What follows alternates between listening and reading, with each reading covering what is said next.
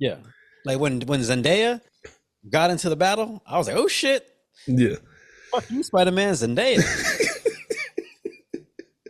Yeah, we're just gonna start this shit live. The only time I caught the Holy Ghost was when I was in church drinking. Like they're Two dumb dudes. Welcome to the latest episode of Sarat and Chris's Movie Therapy Podcast. I don't know. Like to this day though, I still can't grow any hair on my cheeks.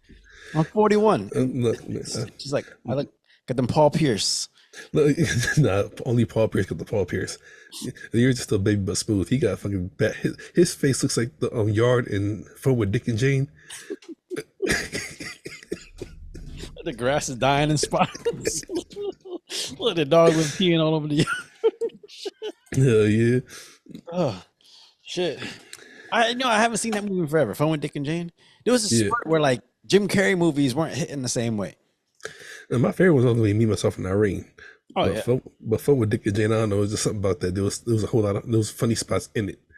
Like when they was trying to get money, I think TUK just got kicked off the Mexican like immigration place or whatever. Yeah. And his wife came in and her face was all fucked up. And he was like, holy hell. She said, looks bad. He said, no.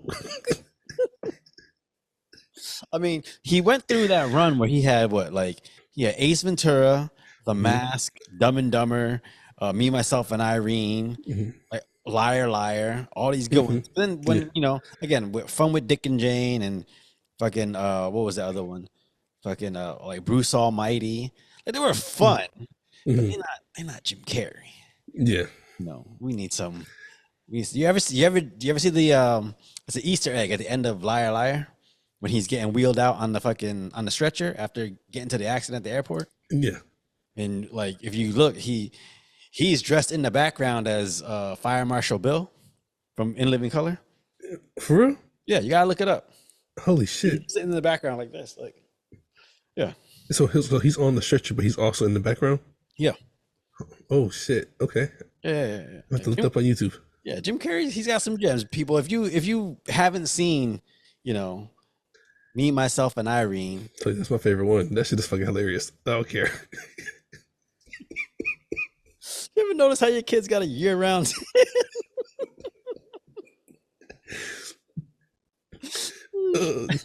That part when he meets what's his name, Whitey or Casper, and he puts his glasses on and he can see the people in the airplane, and then takes them off. You see how far that shit is. Oh man, bro, there's so much good shit in that movie. God damn. All right. Well, with that being said, welcome to the latest episode of Sarat and Chris's Movie Therapy Podcast. It's your boy Sarat, aka Makazi. And your boy Chris Brown, aka Red 4 Delta. How's everybody doing out there? Well, speaking about good shit in a movie, if there's one thing I will say about this movie we watched this week, that's a beautiful movie. The way it's shot, like I wish I had seen this in IMAX just because of the way it looks. Like there's some scenes in here where it's so grand looking, and I'm just like, man, like I wish I could see this on a giant screen. You know what's so fucked up about that? Because I thought the same thing. And when we saw the preview for the first one, we had that conversation. Like we had to go watch the movie theater. Your punk ass didn't do it, but I did. And we were so disappointed. So this one, I was like, I'm staying at home. And now I'm just like, I wish I would have seen this shit in the movie theater. Well, so that's the thing. When I saw that first one, I was like, yo, I'm glad I didn't see it in the movie theater.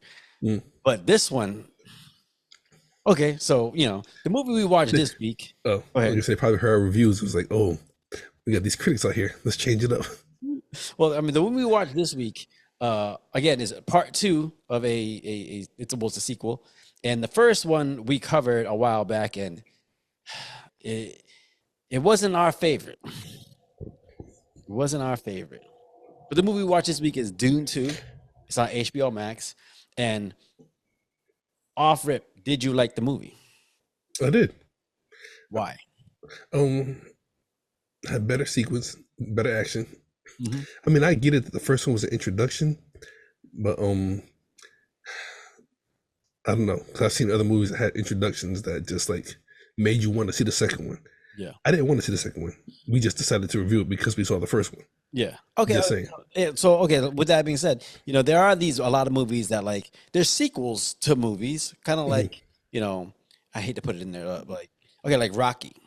You got Rocky 1, 2, 3, 4, 5, but they're all sequels. So each movie itself is its own thing, its own story, whatever. But then you have those movies where it's very clearly one story and then it gets broken in half. If I can, the Matrix, what is it? Reloaded, and the Matrix Revolutions, and then Rebel Moon, and then this one. Like the Hobbit, Lord of the Rings. Yeah, I was trying to decide if I should put that in there too, because it was a book that got broken up into movies. Whereas, like, because like the Lord of the Rings, like Fellowship of the Ring, Two Towers, all that shit. Like, there's not a lot of movies that have those movies that are like, it's like those ones stood on their own as far as single movies. Whereas I don't think that first one stood out. The first Dune stood on its own as a single movie. It didn't. Like I told you, it made me not like Twilight. Twilight made me want to see the second one. Go fucking figure. Yeah, I know. Because you just saying. You like you some Bella Swan. Hey, I'm not the one who dressed up like Jacob for Halloween. Just saying. Yeah, listen, he was the only brown brother that was out hot at the time. I gotta try, do what I gotta do.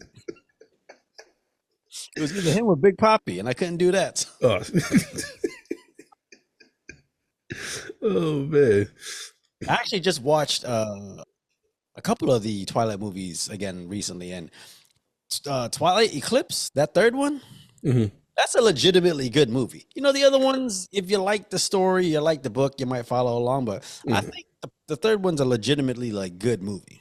I don't remember the third one. I mean, I don't know which. That's the one where Victoria was putting together the little army. And she was betraying the kid or whatever. They used him as bait. Yeah. Okay. Yeah. The one that had more action. They had to train each other to try to fight like the other vampires. For some reason, they always run at each other. Yeah. Like they don't stand like, head up, fist to fist. They always run and kind of dodge each other and shit. But that's what this movie had. Dune. Yeah. Toe to toe. Okay, so that last fight in this movie is just a straight up one-on-one battle. I was disappointed in it though. Why? I expected more from it. I don't know. Yes and no, in my opinion. But why? What do you mean? For a movie to be all about battle, and seeing other movies that Timothy Chalamet, other movies he's done. Like for instance, when we was The King, and he actually fought one-on-one with old Twilight that we're talking about. I don't know. I just expect for that to be the final battle. I expected more out of it, like a more epic ending. You know what I'm saying? So, for me, I actually liked that one-on-one battle. I liked how it was just like close quarters, no music, real simple, but like, fast-paced. I actually expected more from the all-out battle. Like Lord of the Rings, that big battle went on for like 15, 20 minutes. That's kind of what I hope for this. This thing probably went 5 minutes. Yeah, true. But, yeah, I guess you can say that because even the Avengers had long ass battles at the end. Yeah, like when Zendaya got into the battle, I was like, oh shit. Yeah. Fuck you, Spider-Man, Zendaya. Oh man. Speaking of Zendaya, what you drinking?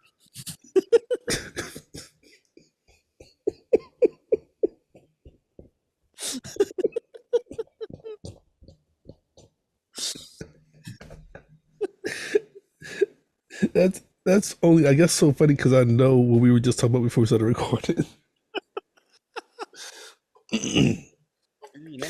Juice. Finish off this little bit of Jack Daniels I got here in the cool. A little bit. This is cool little Bud Light. What I got's a little bit. What you got? I got my castle and key. And yeah, that is a little bit. I saw the bottle. I got a tiny bit left here and a tiny bit left here in the whistle pick, so I'll just finish these off today. Okay, there you go. Then hold on, but then I got me a little Saudi Arabian specialty. I think it's Saudi Arabian. I brought these back from Saudi Arabia. I was gonna say, did you bring it back with you? Yeah, I put it in my bag. It's been in my little fun fridge for a while now. But this is called Estrella Dam. It's non-alcoholic beer. Interesting. Oh yeah, because they don't have alcohol over there, right? Yeah. I wanted it just because it has like Arabic writing on the can. Like I like shit like that. Save the can. Yeah, I got a couple of them. I put them all in my bag. There's like, yeah, you ain't gonna get drunk off that. I'm like, I know. This is for souvenirs. That's still what's up though. All right, let's pour this and let's talk about this because I'm going straight out the bottle today. I really wish like this movie actually made me want to go back and watch the first one, which is interesting, and more or less because I want to watch it all as a whole Hmm. to see if it helps me appreciate the first movie a little more. I can see that. Because did you find yourself like thinking like, okay, maybe like the slowness of the first movie was a little more warranted given the pace of this movie? Yes and no. Because there was a whole lot that I forgot in the first movie that when they came back up, I was like, oh yeah, I forgot about the mom being pregnant and the dad died. Even when the prisoner had to fight the nephew, Yep. the Asian dude, Yeah. I forgot all about him. You know what I'm saying? So So I don't think the first movie. Well, I don't think this movie I don't think the pace warranted the first movie being as slow as it was because this one had some action in it. It had good action, but it wasn't like it was like an all out battle that made you okay. Now I see why they went so slow with the first one. Yeah. Like if they had the first one kind of paced like this one with like some battles and stuff like that, I think it would have been really good. Yeah. Like in Rebel Moon, like that second one's just like that last like hour and a half is just all fighting. That long? Oh, it was a lot. Oh shit! Yeah. So like it just makes you like, okay, so I see why that first movie was so much build up because the whole second half is just all war, But even the first movie had fight scenes in there. You know what I'm saying? Yeah, but I mean, what fucking Timothy Chalamet and the dude on the fucking rock? Oh no! I'm talking about Rebel Moon. Oh, yeah, it had some fight. Yeah. Yeah. But like fucking in the Matrix Revolutions, like in that first movie, it's all I'm sorry, in Matrix Reloaded, most of it takes place in the Matrix because that third one, most of it takes place in the real world. So like it's a good, like juxtaposition and shit like that. Did you have any favorite parts of this movie? Okay, you know what? Are you ready? Yeah. Oh, there's only a little bit in here, so. Cheers.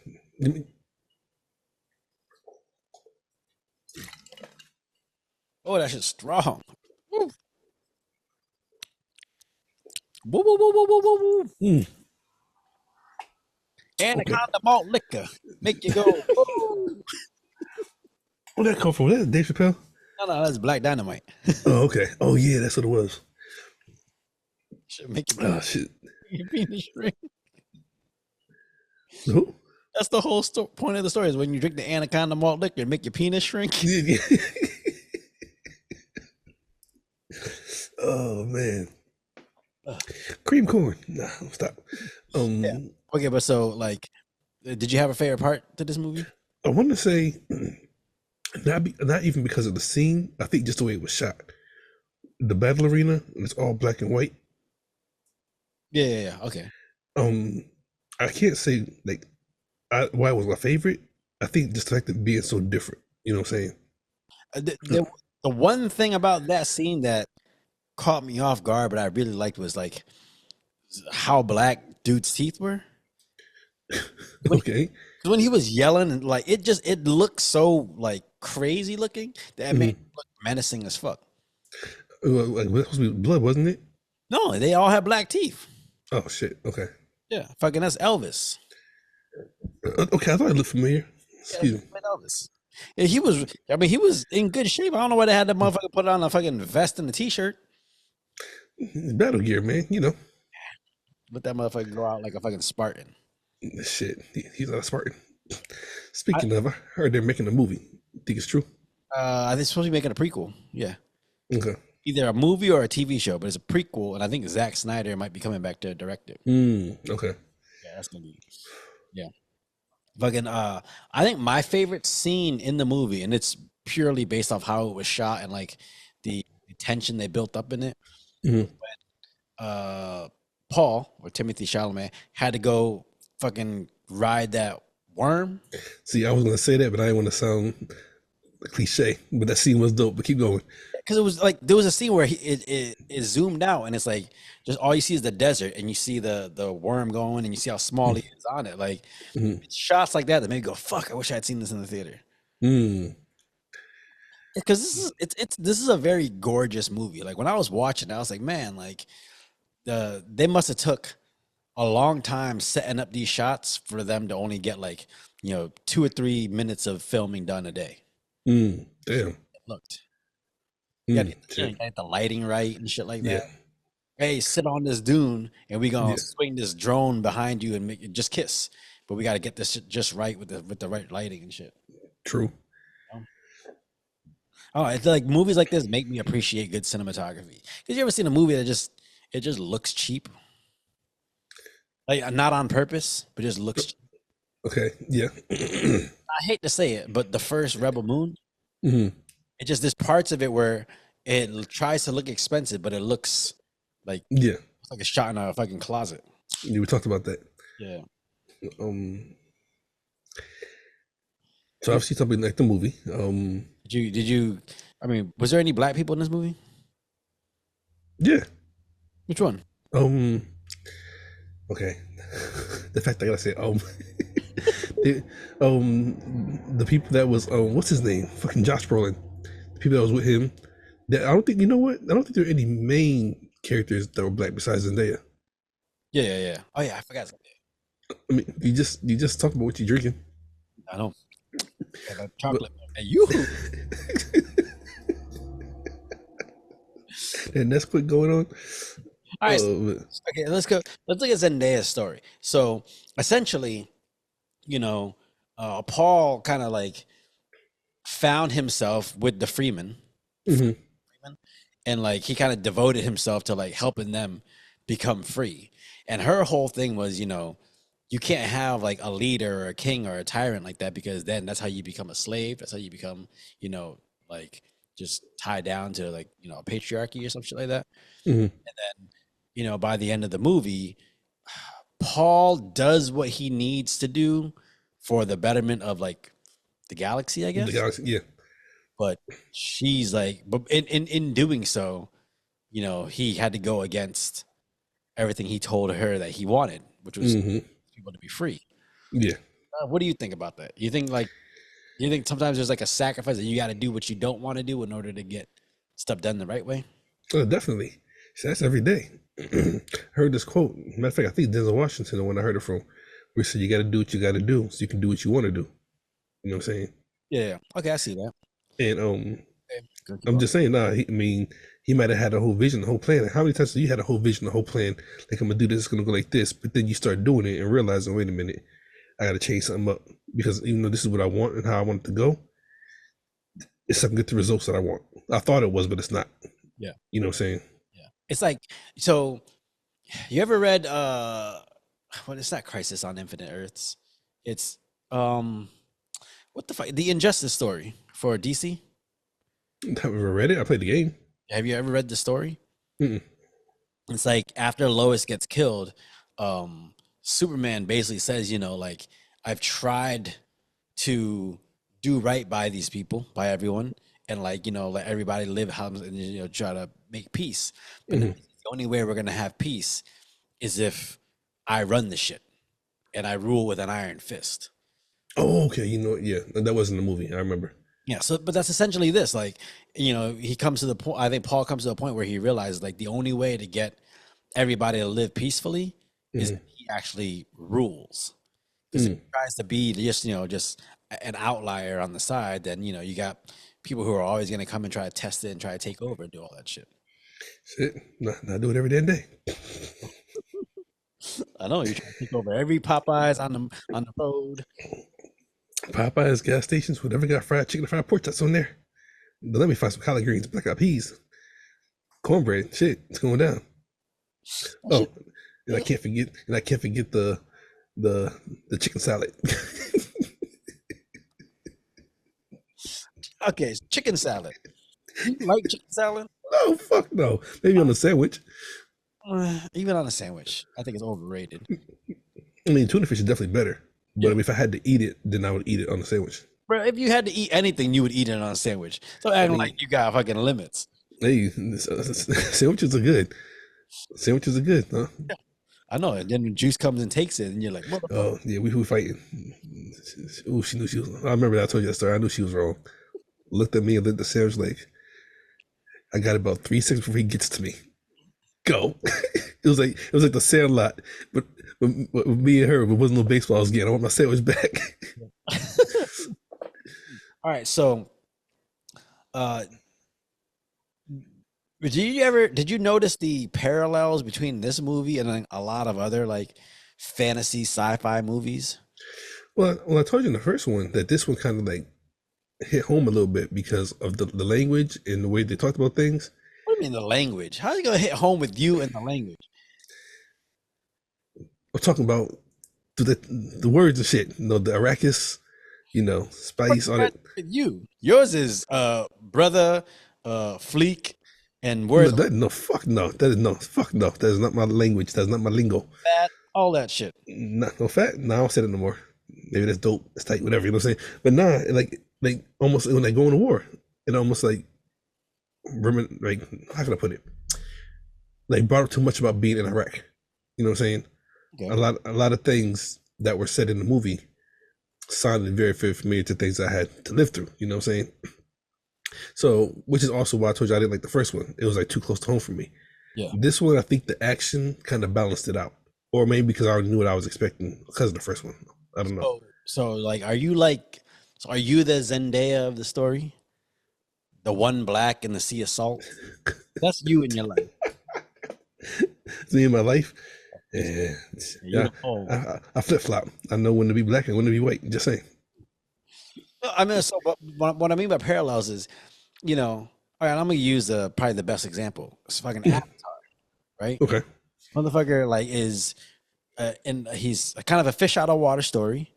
Has to go in there, learn the ways, become ingratiated in this culture, and then in order to prove himself, has to go tame the giant beast. Who was the giant beast in Avatar? The fucking Tarak Maktu, the fucking giant banshee that he had. Oh yeah. Okay. So you remember the names? Good God, you must have watched that shit a whole lot of times. Disney's down the street, Oh, you know what? You got a point. You got a point. No, like, when I was watching it, because like between this and again like Avatar and what is it, like John Carter, like movies like that, like a lot of them follow that same kind of storyline. So what I'm asking is there not a lot of originality in sci-fi movies like this? I don't think so. I think there's been so much that's been done. It's like we're gonna do the same story eventually. There's gotta be a love story in there somewhere, the guy and the girl, whatever. Some action, you know what I'm saying? The action is either gonna be because of revenge or a noble reason or morality, whatever you want to call it. Yeah. But it's all about how can we twist it? How can we make it where it's still the same, but still gives people that surprise. Yeah, you know what I'm saying? I get that, but like when you take this type of setup, again, fish out of water, has to learn the culture, then tame the wild beast in order to become the leader of this said culture. Like, why don't they use a different kind of setup, but then set it in a story like this? Like, do like an Ocean's 11, but in a sci-fi place like this. Who would they be trying to rob? I don't know. Spice? Maybe, but just doing like a heist movie, but as a fucking like a space opera kind of thing, That would just be weird. No, it's just because it only be weird because you haven't seen it yet. I mean, it's gotta be done the right way. That's for damn sure. Yeah, but I think it could be done. You just ever seen Homeboys in Outer Space? No. Yeah, it's Eddie Griffin. Eddie Griffin and Flex. No. I ain't never heard of that shit. It used to be on UPN. When did it go? When it was dark?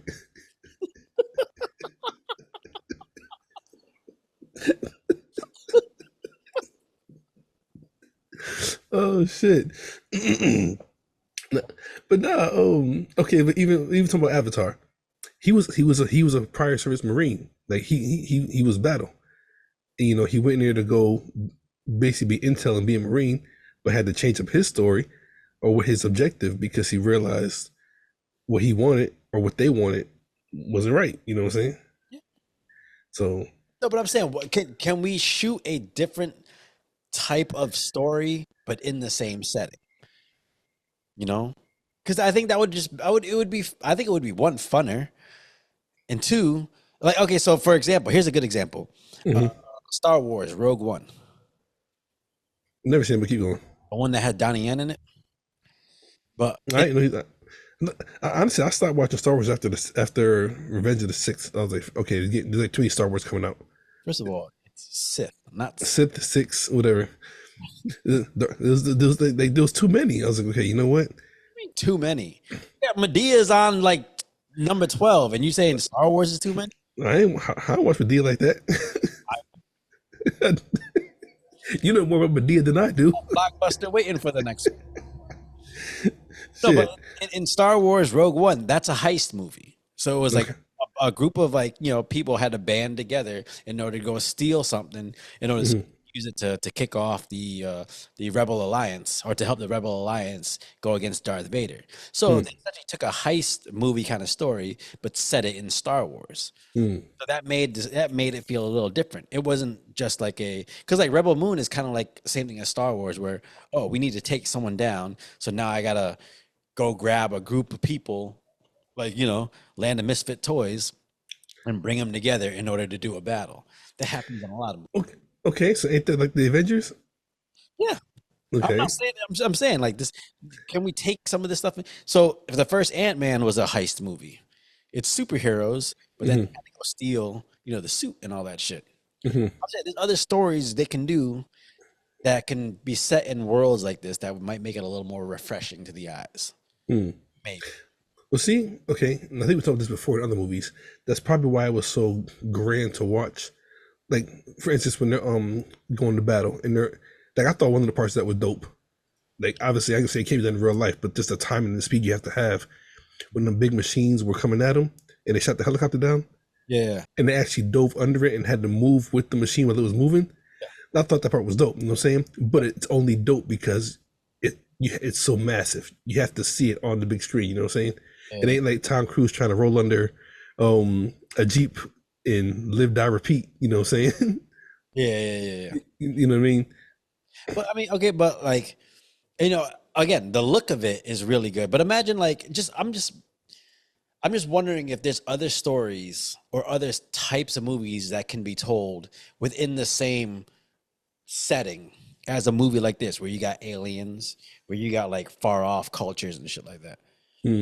It always feels like the same stories are being told within the same genres. Oh, fucking go look at your romantic comedy. It's the same kind of story, with fucking, guy tries to hit on a girl, and then something happens and it doesn't work out, but then they finally realize that they can't live without each other and they get back together. Yeah. But what if you took a romantic comedy and just made it like a sports documentary or some shit? Well, just play around with it. Let's see what happens. A romantic sports documentary. Yeah. We trying to Tom Brady and Giselle? Trying to win the championship, but we also try and get these draws.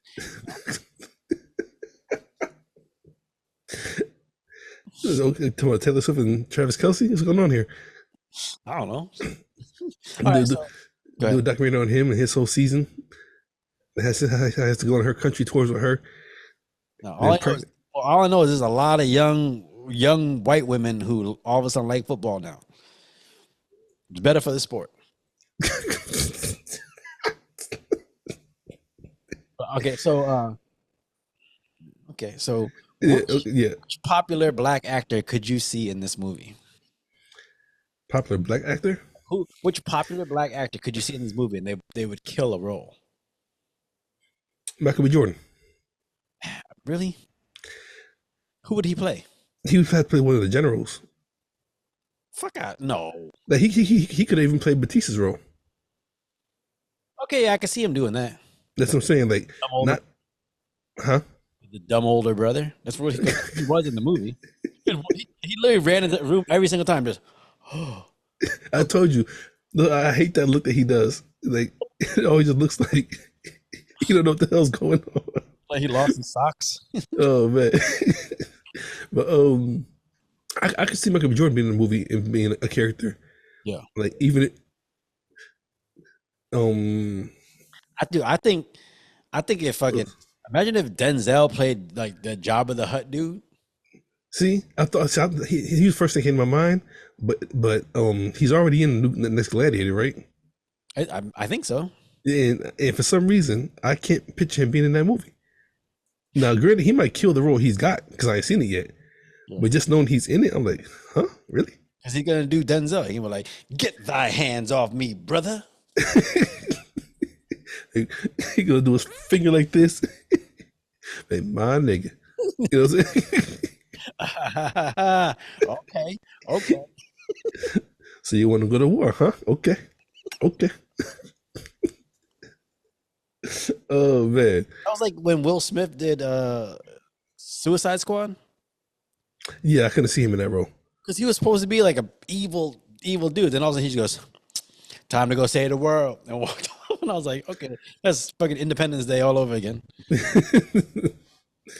Oh man. But no, I ain't saying there couldn't be rather, but I really like okay, like for instance, Josh Brolin's character. Yeah, What black dude could you see playing him? Josh Brolin's character. Mm-hmm. Actually, the dude from fucking he was in, was it Army of the Dead, but the dude from Power. Oh, what's his name? Omari Hardrick? Yeah, Hmm. I can see him or Okay. or Jaimin Hanso, but he plays guys like that all the time. Yeah. Okay. I can see that. Just like make him look a little older. Yeah, You know. Okay. some gray in the beard. Hmm. Don't give him the messed up dreads, because that's what they always do. Yeah. Let him either be bald or have a clean cut. You know what I'm saying? Yeah, but I don't know. I like this movie a lot. And it makes me want to see part one, but I don't know if it warrants part one being as slow as it was for this. Mhm. But I really like this movie. Like, I actually really like it. I want to watch it again.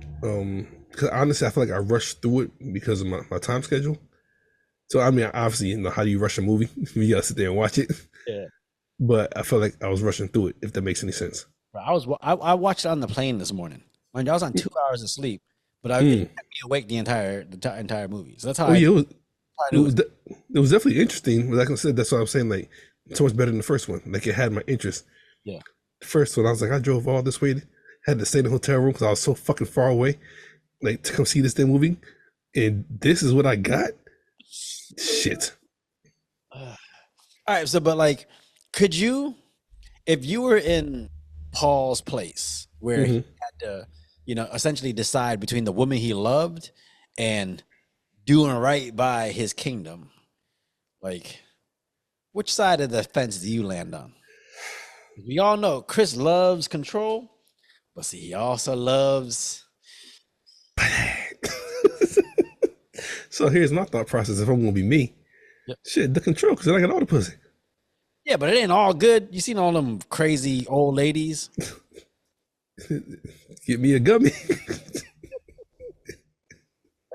Hey, just drink some of that blue water. Then come in my room. No. Honestly, you know what? Actually, being honest with you, that would actually be a hard one because, like, when you care about somebody, you care about them. You know what I'm saying? Yeah. But then it's like, if you got a whole nation or galaxy riding on your shoulders, Mhm. you got to sacrifice something somewhere. Yeah. You almost have to accept the fact that you're going to lose one of them. So which one do you want to lose? Yeah. It's like you can't focus on which one do you want to love, which one do you want to lose. Well, because that's what they said about his dad. He said his dad, the reason why he had to kill his dad is because his dad understood or tried to rule through the heart instead of ruling through the head. And I think that was the biggest theme here, is because, like, it's sacrificing what you want for what you know is right. And in order to preserve peace in the universe, he kind of essentially had to step into a role of just looking over everything versus following the woman he loved. Hmm.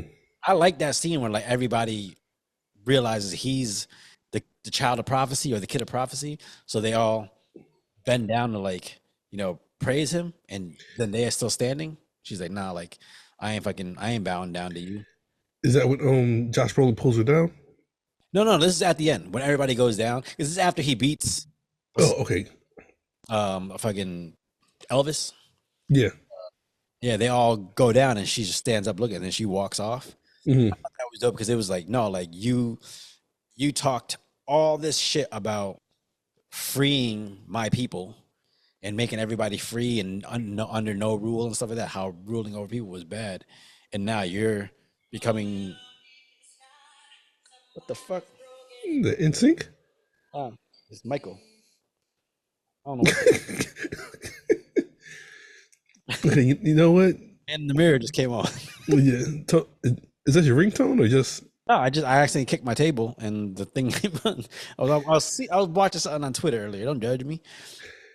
No, I'm actually not. But what's funny about that is when I be at the street working, and a lot of old dudes come in the morning, old white dudes now, Yep. and one of them has want to be starting something that's his ringtone, and every time it goes off, I'm just like, okay, obviously that song is old, and I know you're old. So what would you do at that time? That song is still on your mind, and it's on your phone as your ringtone. All right, let me ask you a question, because I actually was talking with one of the girls at work about this yesterday. Mhm. What's your favorite Michael song? Because there's some songs about Michael that are universally praised, and like being great. I don't think they're necessarily my favorite. Like they wouldn't be in my rotation of songs I'm listening to. Like Thriller, dope music video. I love the song. I don't think it would be in my rotation. Okay, if I go off visual, it would have to be. This is not visual. Let's just a song. When this song comes on, it's like, yeah, this is the Michael Jackson song I like listening to. Okay, so like I said, so like I listen to as a song, Black or White. Okay. Like that could come on the radio, and I'll turn it up. You know what I'm saying? Yeah. But Smooth Criminal, baddest video ever in my opinion. Okay, yeah. I'm with you on that. Look, not even because of the lean. Like I sat and watched that video back to back, just analyzing all the different dance sequences, and how smooth they go from one to the next to the next. But that's the visual. But as a song itself, Black or White. So we were talking at work, and I have a soft spot for Jam. Okay. Because it's Heavy D's on the song, and in the music video, like fucking Chris Spike Lee and Michael Jordan, right? Spike Lee and Michael Jordan, crisscross video. But I think my favorite Michael Jackson song might be PYT. Really? Yeah. Every time I hear it, it just makes me smile. I gotta turn it up. You like the Pretty Young Things? You know what I'm saying? Once it turned into the gummies, I'm like, Chris, deliver.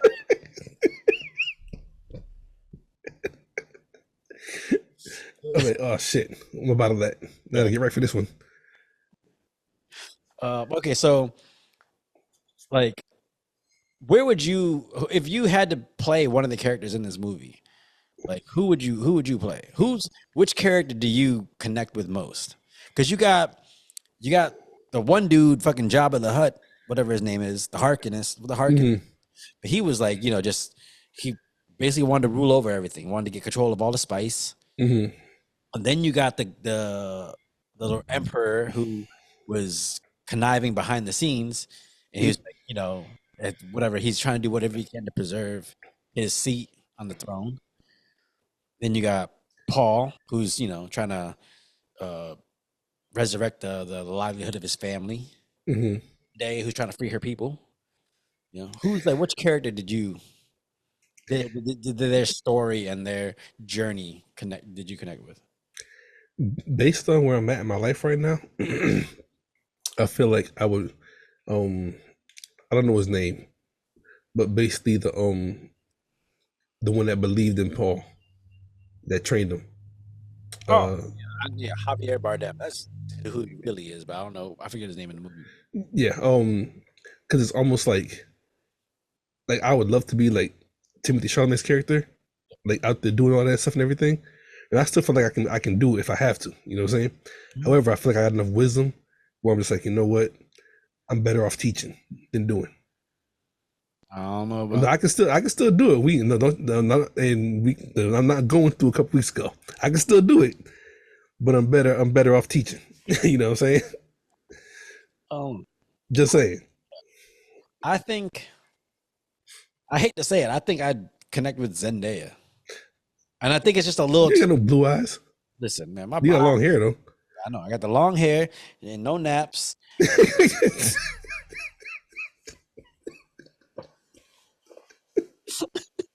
No, I think just because I felt like of everyone in the story, she was the most morally correct. Hmm. Like she has her morals, she stood on them no matter what. Mhm. Like you could see, like Timothy Chalamet had to be. He's the guy who had to make the hard choice. Like he has Yeah. morals. He's a good guy, but he might have to make the hard choice that might make him be viewed as a villain. Yeah. Whereas she's like, no, like I don't care what this does. Like this is what I'm trying to accomplish, and nothing else is gonna stop it. Like she didn't even really understand. I guess maybe she understand why he had to do what he did, but she Mhm. didn't accept it. Whereas some people might just be like, I get it, so I'll accept your decision. Where she was like, Mhm. nah, fuck that. Give me Yeah. that worm.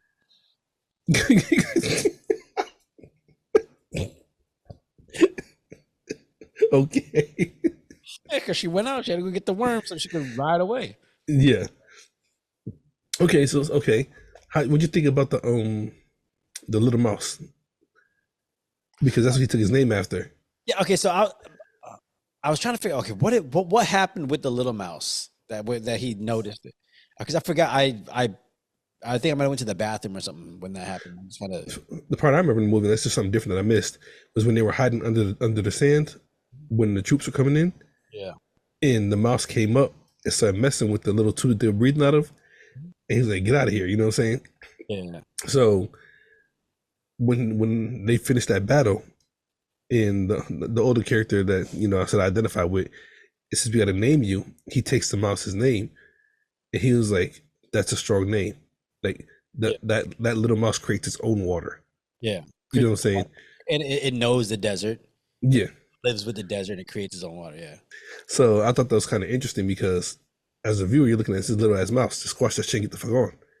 But then when he explains what it does, that's the strong ass little animal. You know what I'm saying? Yeah. So No, oh, I think they tried to be clever with that. mhm. I don't know if it registered with me that well, but I get why they gave him that name. But see, I thought when he first said it, I thought it was more of him just trying to like be humble. And Yeah. I'm a little guy in this big desert, Yeah. not knowing that little guy runs the desert. Yeah. You know what I'm saying? Yeah. I think he said it because he was like he's just trying to be like like inconsequential. Like Mhm. let me just move off it to the background so no one notices me. Yeah. Oh. And then it flipped on him. Like, nah, that's a strong one. You know what I'm saying? Yeah. What'd you think of the graphics in this Oh, the movie? graphics though were dope. Yeah, they Amazing. felt real.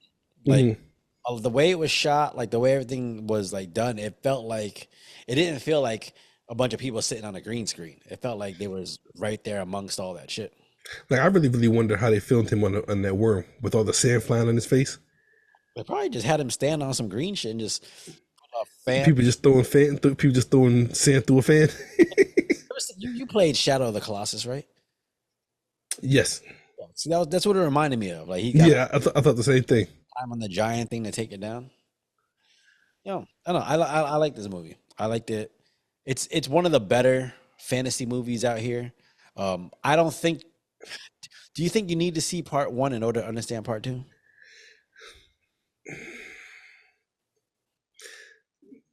No, I don't think so. I mean, I guess for more in depth of what the spice is and the galaxy and how they even get there, Yeah. because they come from Earth. They get called from Earth to go there, don't they? Because they're on a different galaxy or a different planet. I know that. Yeah, they used to be on Arrakis. That was where. No, Iraq is where they were, Oh, but they were somewhere else and got called to it to go take over. That's why I said it felt too much like home, like yeah. switching war zones. You know what I'm saying? And they got one battalion leaving, another one coming in, and that's what they were supposed to do.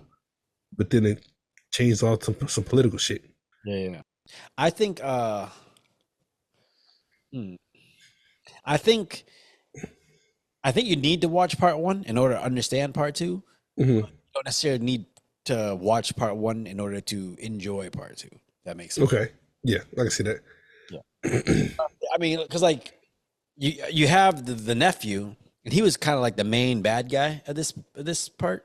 Hmm. Like everyone else, you kind of got an overview of why they were pulling the political moves they were doing, but with him, he was just brought up and established in this one. So you had a villain that you could get to know and then ultimately want to see lose. You can just new people introduced, like the Elvis character, Mhm. the girl, the princess, whatever. Isn't that the same chick from Black Widow as a sister? Yeah, that she played Paige in Fighting with My Family. Oh, see, I never seen that. But but I also didn't understand like their characters. Obviously, the nephew, I knew who he was, but he wasn't in the first one. Like No. this was his introduction. You know what I'm saying? Yeah. Well, Like she was. Nah, not that I remember. Christopher Walken was in the first one. yeah. Like who was he? Like the fucking. So I think they were just the emperor, that they were the ones pulling the strings. Mm, Like, because I guess, like, with the what do they call it? What was the name, the H name? The Harkin? It's like Harkins. yeah, Yeah. something Harkin something. It's, And then, Timothy Chalamet's family, like, they're all like different troops or kingdoms underneath the one emperor. gotcha. He's like pulling the strings in order to, try to get everybody so that he could keep his seat. It felt like a military movie. You know what I'm saying? You got the. It's pretty much like a military / political thriller. Hmm. But it's hard because like movies like this where they have such crazy names and like it's hard to follow. And then you have the scenery that it's in, it's so crazy looking that so you're like kind of overwhelmed. You're like you're trying to watch everything on the screen and like be in awe of it, but then you're hearing words that aren't familiar. So Yeah. it's hard to like sometimes you can get that's why some people probably I don't think like movies like this because they're hard to follow and try to take in everything that's going on. Hmm. Which ultimately I think that's why like movies like Avatar and I guess this as well, they lean on the same kind of story because if they're trying to create this whole new world, you got to pick and choose. Like, do you want a complex story or do you want to create a whole new world? But if you do complex, then you got to make it real interesting. Because one movie we talk about, matter of fact, I think it's still your ringtone, The Departed. That was complex as fuck. Where I had to sit there and pause it like every 30 minutes to let my brain catch up with everything. But it was so good. Yeah. You know what I'm saying? So if you do something complex like that, it's got to be good. You know what I'm saying? All right. So, The Departed. So it's Departed is based off this Chinese movie called Infernal Affairs. Okay. In the Chinese movie, the bad guy wins. Hmm. Do you think that's as an American society, you could watch a movie where the bad guy wins? Well, shit, And by what I mean by the bad guy wins is in Infernal Affairs, he gets away with everybody gets killed and he gets away with it. Whereas in Departed, at the end, fucking Mark Wahlberg comes in, shoots him in the fucking apartment building. yeah. Do you think as an American society, you could walk out, you could leave a theater okay with the bad guy winning?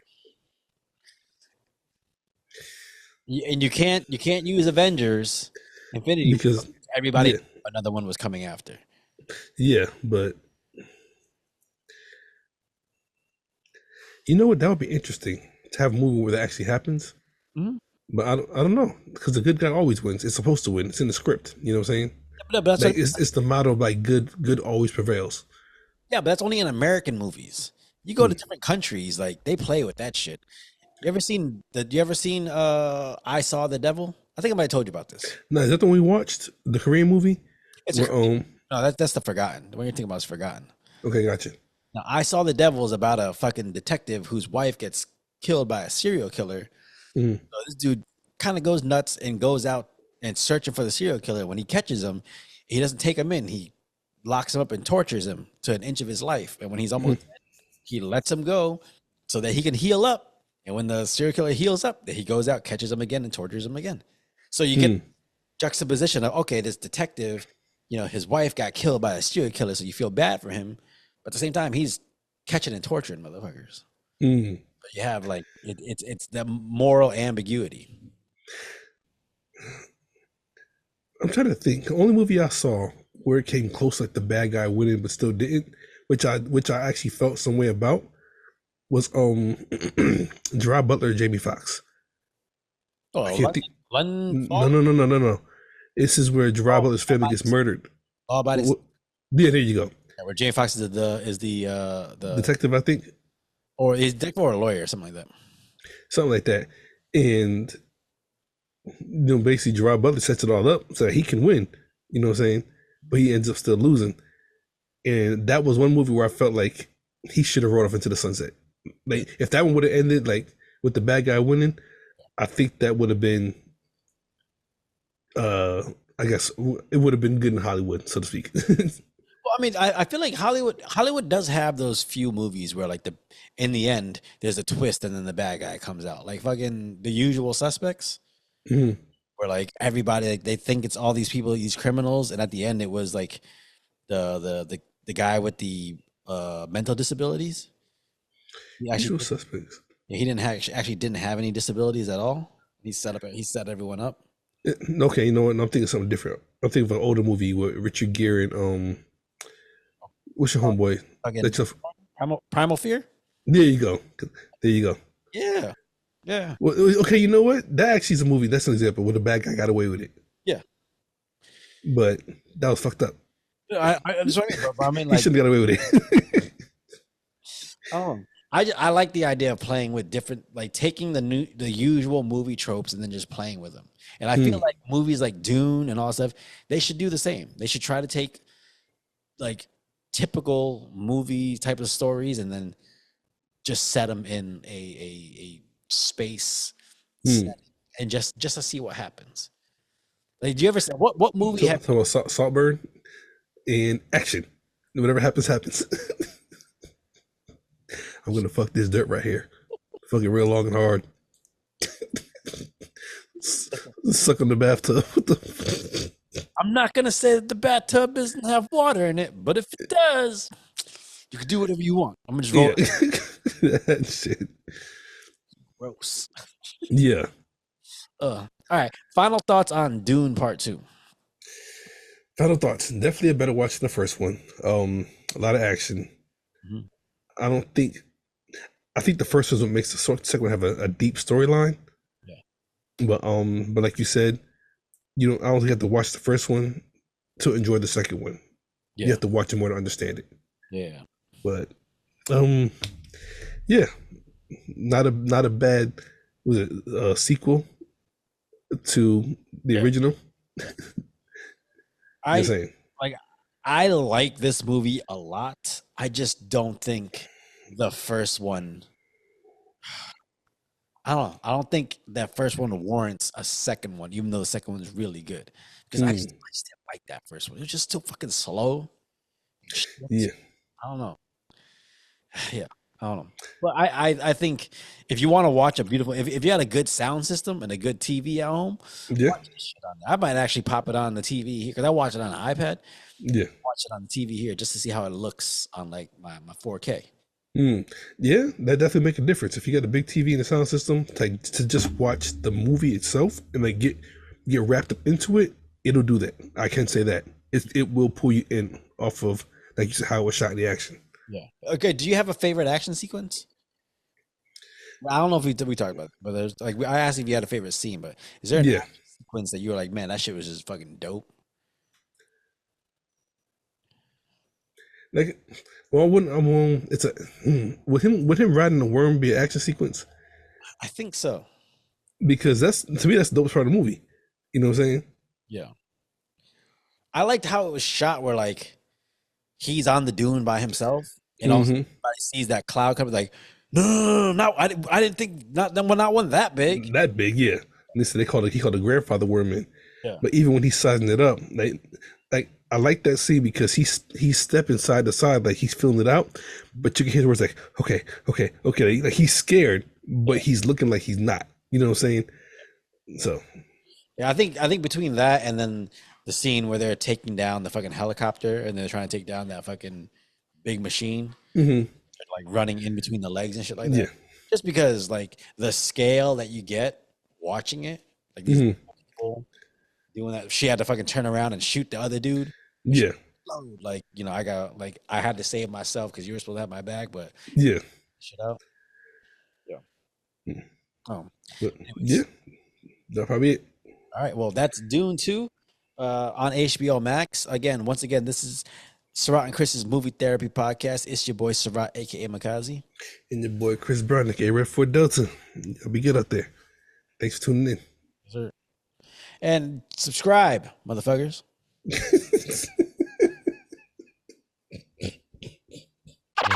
I'm a warrior.